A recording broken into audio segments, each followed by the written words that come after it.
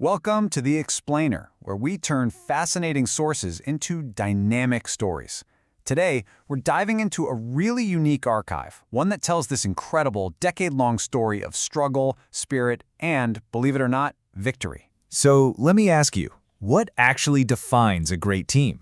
Is it really just about the trophies and the perfect undefeated seasons?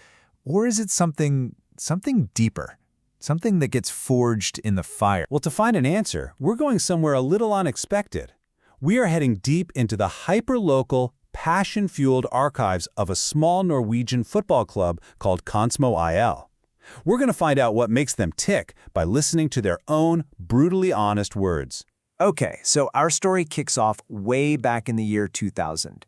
And right from the very start, the team's own writer was not about to sugarcoat things. I mean, that one line, right from their own official summary, really sets the tone, doesn't it? This clearly wasn't going to be a story about instant glory. And just look at these scores. An 8-0 loss, an 11-3 loss. It was just a string of absolutely crushing defeats. They finished the entire season in 11th place with just one single point. A really tough start. But even at what seems like rock bottom, their final report ends with that promise. And in that one moment, you see it. This wasn't just a defeat, it was the birth of their identity. This was the start of the underdog story that was gonna define them for years. And, true to their word, they came back. But what followed, well, you can only call them the roller coaster years. It was this chaotic mix of incredible highs and absolutely crushing lows, sometimes in back-to-back seasons. Nothing, and I mean nothing, captures this wild ride better than this. In 2004, their report calls the season almost one big party. Fantastic. The very next year, the word they used was gruesomt, which basically means horrible, as they came crashing right back down to earth, earning just a single point. And that horrible 2005 season, it had an absolute lowest point. It came during a match against a team called frie. The final score was 15-0. 15. The team's own report actually notes that the loss was so bad, the referee blew the halftime whistle 2 minutes early, just out of pity. Wow, it's hard to imagine sinking much lower than that. But here's the thing about this team.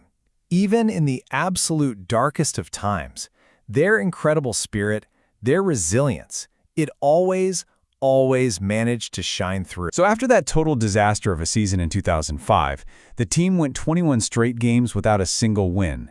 And then, in 2006, it finally happened. A victory.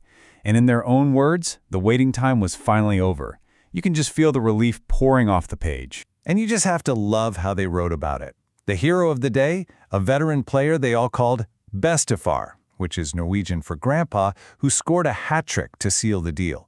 This is what their reports are all about, that informal, passionate, joyous spirit. And remember that magical 2004 season? The reports from that year let you feel the excitement building almost in real time. So after Game 3, the report's like, impressive. Okay. By Game 4, you can feel them start to wonder, is this a new record? And then, after a massive 10-3 victory in Game 5, the dam just breaks. The report declares, the party is on. So, after years of struggle, of gut-wrenching losses, and these little fleeting moments of hope, the 2010 season finally arrived. And it brought a moment of just pure, totally unexpected triumph. So picture this. They're in the middle of their final match of the whole season, and they get word from the sidelines that their rival for second place is losing badly. So badly, in fact, that their own game suddenly, as the report says, has no meaning. They had just secured the silver medal, no matter what happened, before their own final whistle had even blown. So that year's entire season summary, it was boiled down to just one single word, written in huge letters.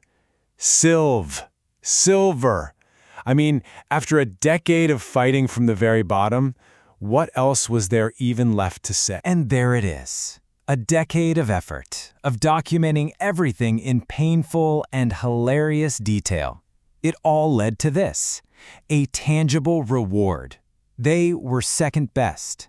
That silver medal was the absolute peak of their incredible journey. So after all the wins, all the losses, the pity from the refs, and, the grandpa hat tricks, what was the real victory here? For me, this just gleeful, taunting message to a local rival from their 2006 summary, that gets pretty close to the answer.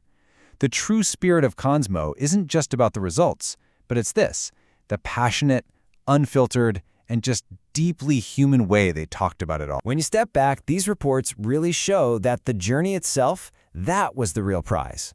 It was about persevering when you kept failing, about the power of a community that just sticks together, and about finding joy in the game, not just in the final score. And more than anything, it was about capturing it all so you have a story to tell. Which, I guess, leaves us with a final question.